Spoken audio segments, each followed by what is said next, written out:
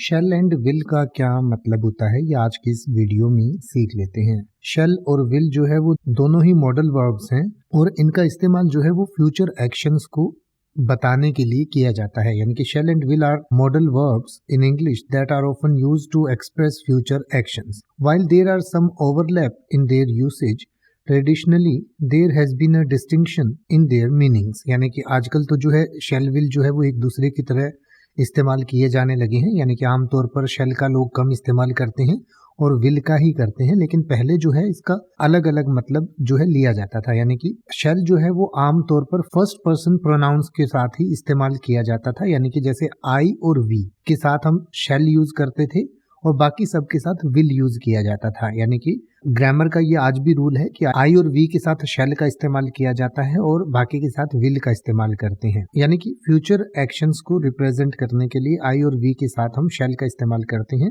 It can also be used to make suggestions और offers. यानी कि सजेशन या ऑफर करने के लिए भी हम शेल का इस्तेमाल कर सकते हैं। और इनफॉर्मल और legal context shall is sometimes used to indicate obligation और रिक्वायरमेंट। यानी कि कई बार कोई ऑर्डर देने के लिए भी शेल का इस्तेमाल किया जाता है। यानी कि जैसे कई बार ये लिखा हुआ रहता है कि this institution shall be closed, तो ये इंस्टीट्यूट जो है वो बंद होना चाहिए, रहना चाहिए। इसमें शेल का जो है वो ऑब्लिगेशन के लिए यानी बाध्यता दिखाने के लिए इस्तेमाल किया जाता है। तो इस तरीके से शेल का इस्तेमाल करते हैं। जैसे I shall visit the museum tomorrow, यानी कि कल जो है मैं म्यूजियम में जाऊंगा। या फिर आप कह सकते हैं shall I help you with your bags, यानी कि क्या मैं आपके बैग्स उठाने में आपकी मदद कर सकता हूँ। इसी तरीके से जैसे मैंने आपको पहले बताया, विल का जो इस्तेमाल है वो आमतौर पर सेकंड और थर्ड पर्सन के साथ किया जाता है। जैसे कि यू, ही, शी, इट या दे। यानी कि जैसे कोई भी फ्यूचर एक्शन हमें बताना है, जैसे वह जाएगा तो आप कहते हैं ही विल गो, यानी ही शैल गो नहीं कहते, आई शैल गो होता है, ही विल गो होता है। लेकिन कई बार आप आई के साथ जब विल लगाते हैं तो इसका मतलब ये हो जाता है कि आप पक्का कहना चाहते हैं कि मैं बिल्कुल पक्का जाऊंगा, पक्के तौर पर जाऊंगा। तो उसके लिए कई बार आई के साथ आप विल लगा सकते हैं कि मैं पक्के तौर पर जाऊंगा, आई विल गो। तो इस तरीके से शेल की जगह विल का इस्तेमाल हो जाता है। यानी कि generally will is used with second and third person pronouns you, he, she, it, they to express future actions. यानी कि जो मैंने आपको पहले बताया कि फ्यूचर एक्शन को रिप्रेजेंट करने के लिए, एक्सप्रेस करने के लिए ही, शी, इट या दे के साथ इसका इस्तेमाल किया जाता है, या यू के साथ भी। और can also be used for making predictions और एक्सप्रेसिंग विलिंगनेस। यानी कि किसी विलिंगनेस को एक्सप्रेस करने के लिए या प्रेडिक्शंस को एक्सप्रेस करने के लिए, यानी कि कोई अनुमान बताने के लिए भी हम विल का इस्तेमाल करते हैं।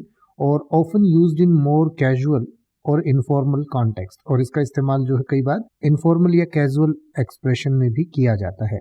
इसके अलावा विल जो है वो किसी की चाहत या इच्छा को भी कहते हैं।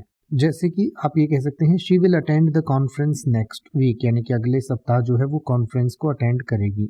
Will you join us for dinner, यानी कि क्या आप हमें डिनर में ज्वाइन करेंगे।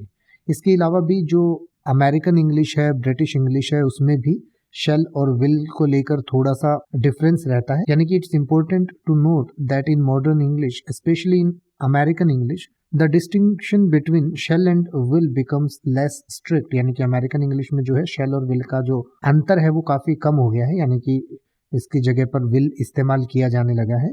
And they are often used interchangeably in everyday conversations. यानी आमतौर पर जो दैनिक बातचीत है उसमें शेल या विल को एक दूसरे की जगह इस्तेमाल किया जाता है। The choice between them can depend on regional preferences, formality और पर्सनल स्टाइल। यानी कि जो है आम बातचीत में इसका जो रीजनल अलग अलग इलाकों में अलग अलग तरीके से, या फॉर्मेलिटी में, या फिर पर्सनल स्टाइल से अलग अलग हो सकता है। लेकिन ग्रामर के रूल के हिसाब से आई और वी के साथ, यानी फर्स्ट पर्सन प्रोनाउंस के साथ शेल लगता है और सेकंड और थर्ड पर्सन प्रोनाउंस के साथ विल लगता है। ये श्योर नियम है।